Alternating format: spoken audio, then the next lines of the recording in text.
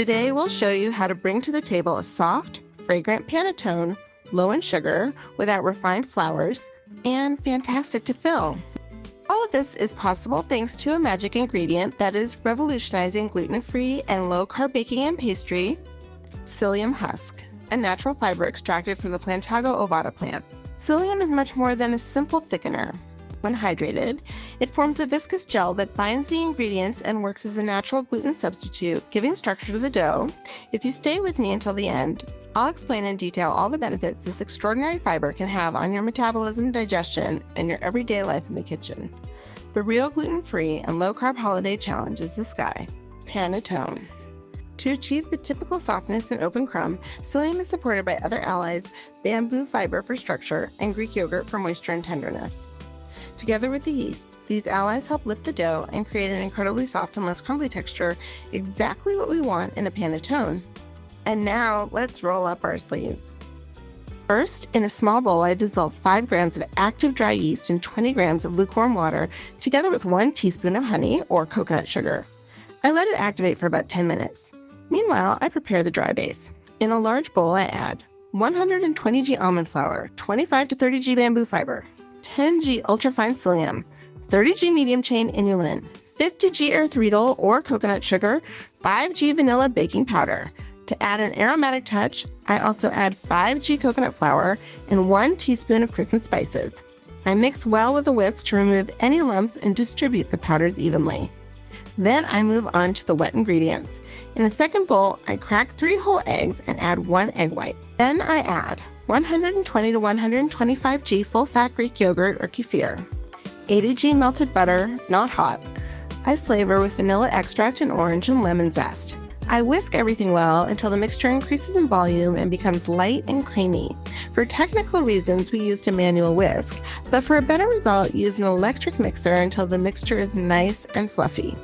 At this point, the yeast is active. I pour it into the bowl with the wet ingredients and gently mix until I get a smooth mixture. Now it's time to create the dough. I gradually pour the liquid mixture into the dry mix, stirring with a spatula or whisk. If the dough is too thick, I add 55 grams of water.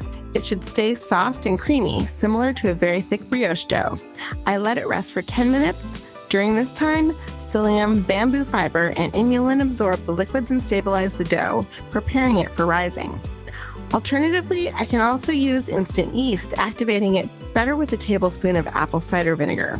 After the resting time, I fold in 50 grams of dark chocolate chips and work the dough gently, just enough to distribute them evenly. I transfer the dough into a 500-gram panettone mold, smoothing the surface. If I want, I add a few more chocolate chips on top or some sliced almonds. I leave the mold to rise in the turned-off oven with the light on for 1 to 2 hours until the dough has increased by about half its volume. When it's ready, I bake in a static oven at 170 degrees Celsius, 338 degrees Fahrenheit for 45 minutes. If I see that the surface is browning too quickly, I cover the panettone with a sheet of aluminum foil and continue baking. Once out of the oven, I let the panettone cool completely, first in the mold and then on a rack. The aroma is already incredible. The texture is soft, moist, and aromatic, a low-carb panettone that doesn't taste low-carb at all. And here it is, ready to enjoy? And keep following us because a full episode dedicated entirely to Christmas recipes is coming soon, with plenty of sweet and savory ideas for a complete, unforgettable low-carb holiday table. As promised, let's now see how psyllium continues to have a positive effect on your body, even after the panettone has been baked. Psyllium is almost pure soluble fiber, and its benefits are not lost in the oven. Once ingested, this fiber absorbs water and forms a gel that travels through the entire digestive tract. This gel significantly slows down the absorption of carbohydrates and fats from the meal.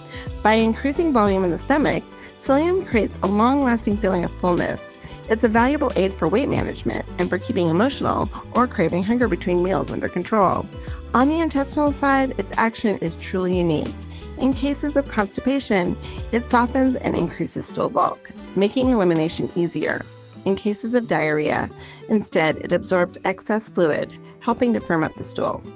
In addition, psyllium acts as a prebiotic, feeding the good bacteria in the microbiota.